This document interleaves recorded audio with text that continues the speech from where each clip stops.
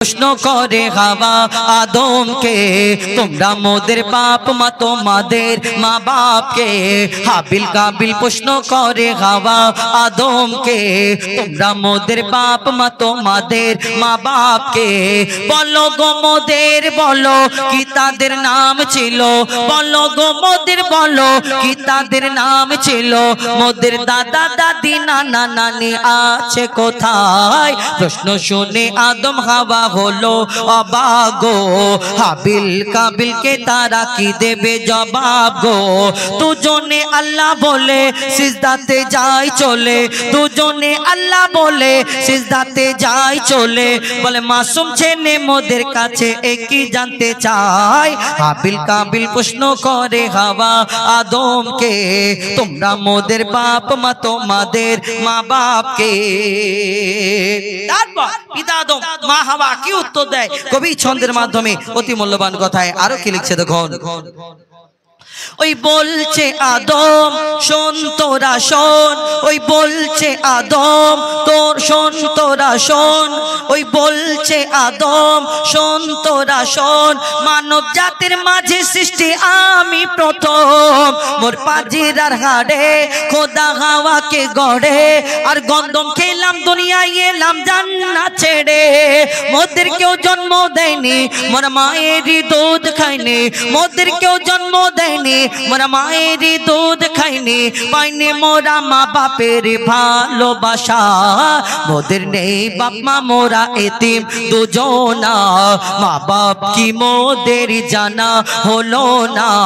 দুজনে এতিম মিসকিন নেই মোদের মা বাপের ঋণ। দুজনে এতিম মিসকিন নেই মোদের মা বাপের ঋণ। তাই মানব জাতির পিতা মাতা মোরা দুজনা। হাবিল কাবিল প্রশ্ন করে হাওয়া আদমকে, তোমরা মোদের বাপ মা তোমাদের মা বাপকে। তারপর পিতা আদমকে আল্লাহ মাটির আদমকে সৃষ্টি করার পরে আল্লাহ হুকুম করল, আল্লাহ হুকুম দিল সব ফারিস্তাদের তোমরা সিজদা করে নাও। একমাত্র এক ফারিস্তা সিজদা করলো না, যার নাম হলো আজরাইল, যাকে ফারিস্তাদের সর্দার বলা হতো। দুনিয়াতে সে কেন সিজদা করলো না? এই দুনিয়াতে আল্লাহর হুকুম সব যদি সে মানলো, কিন্তু এই আদম নবীকে সিজদা করলো না। আল্লাহ তাকে লানত দিয়ে দিল, শয়তান হয়ে গেল। তাহলে এই আজরাইলটা আসলে কে? সব ফারিস্তারা যদি আল্লাহর হুকুম মেনে নেয়, তেমন আমাকে আপনাকে আল্লাহ আদম জাতকে সৃষ্টি করেছেন আল্লাহর ইবাদত করার জন্য, তেমন এই দুনিয়াতে আমাদের সৃষ্টি করার আগে আল্লাহ জিন জাত সৃষ্টি করলেন আল্লাহর ইবাদতের জন্য। কিন্তু তারা আল্লাহর কথা শোনে না, এত নাফরমানি করতে লাগলো। আল্লাহ বলল ওই জিন জাতকে ধ্বংস করে দাও, শেষ করে দাও। তাদের মধ্যে একটা ছোট্ট বাচ্চা রয়ে গেল বেঁচে।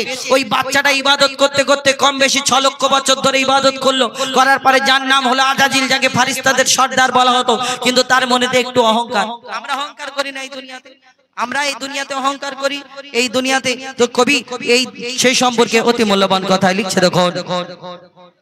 নিয়ে কাদা মাটি ধুল খোদা গড়লো পুতুল, নিয়ে কাদা মাটি ধুল খোদা গড়লো পুতুল। সে পুতুলে দিল নূরে মোহাম্মদ রাসূল।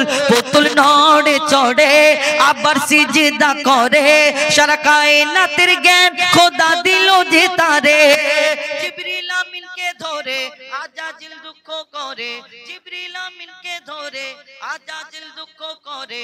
আমাকে ভুলে গেল খোদা আদমের মায়ায়। আমি জিন জাত তবু ফারিস্তাদের সর্দার, সব থেকে বেশি জ্ঞানী এ আমার।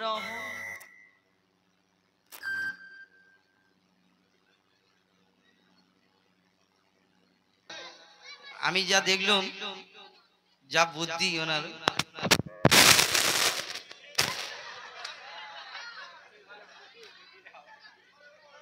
হ্যালো হ্যালো, ঠিক আছে তো? আর কিছু হবে না তো?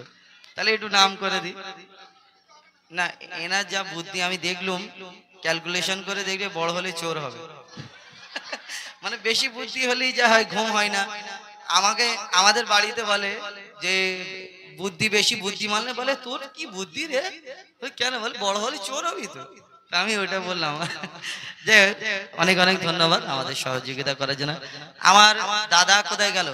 বলে এই তো সবে মেশিন মাইক বসেছে, এবারে স্টেজ শিল্পী সব বসে যাবে। যে কই তো এবারে ইব্রাহিম নবীর ঘটনা, তাই তো? ওটা বলতে হবে গোড়াই থেকে। ইসমাইল নবী